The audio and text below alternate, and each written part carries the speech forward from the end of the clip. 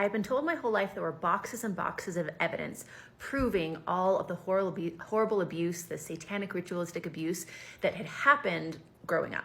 I heard these stories about after I had visited my dad as an infant, then they would take me right to these specialists that specialized in horrible child abuse, and that it was so bad and so awful that even the specialists had to take the rest of the day off because it was so traumatic for them to see all the stuff that had happened to me, broken bones and trackers planted under my skin and needles in my eyeballs, etc.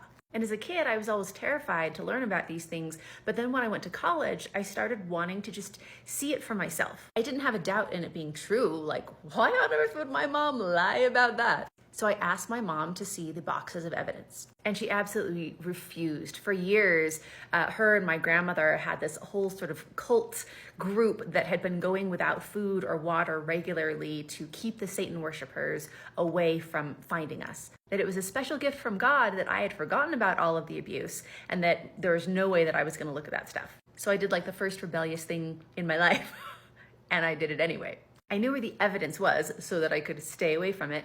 And these were like file boxes stacked up to the ceiling. So I started looking through them, and there's like no evidence of any sort of abuse, but there is a ton of letters back and forth with the custody case when my mother essentially kidnapped my brother and I away from my dad. And, despite him having rights to see his kids, they just wouldn't show up, and they would just, give him a pile of attorney bills to try to do something to be able to see his kids. And it's the first time I started seeing the true nature of my dad. Like, despite her doing this, he was like, we can fix this, like, come home, let's talk about it, I want to see my babies. A very different picture than what I'd been told.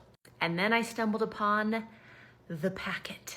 This big, thick packet titled like Signs of Satanic Ritualistic Abuse for Police Officers. Yes, in the 80s, there were police officers that believed this whole story, and they were like looking out for Satan worshipers in their signs. So I open up this packet. It's not a packet about me. It's an informational packet about all the stuff that Satan worshipers do.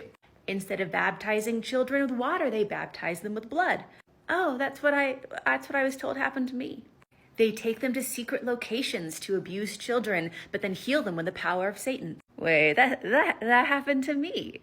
Page after page after page after page of a packet that wasn't about me was just literally like they read this packet and then told me that those things had happened to myself personally.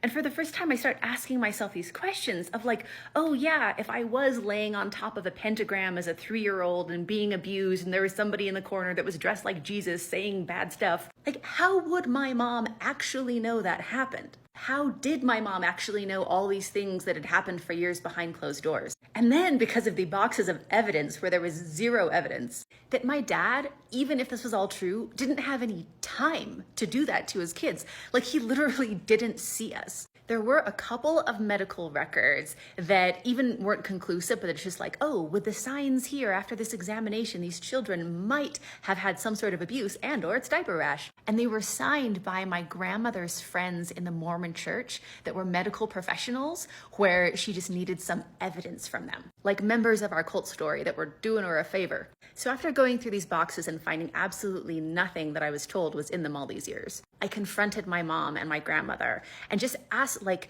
can we talk about this? Like, I'm confused. Like, how did you know any of this stuff? I got shut down so fast. They were like, no, if we talk about it at all, it's going to trigger you and then you'll be under control of Satan. And I would rather you not believe us and be so ungrateful because you don't believe us than undo all the work that we've done keeping you safe by us talking about this and your brain being broken. And then they just didn't talk to me for 5 years.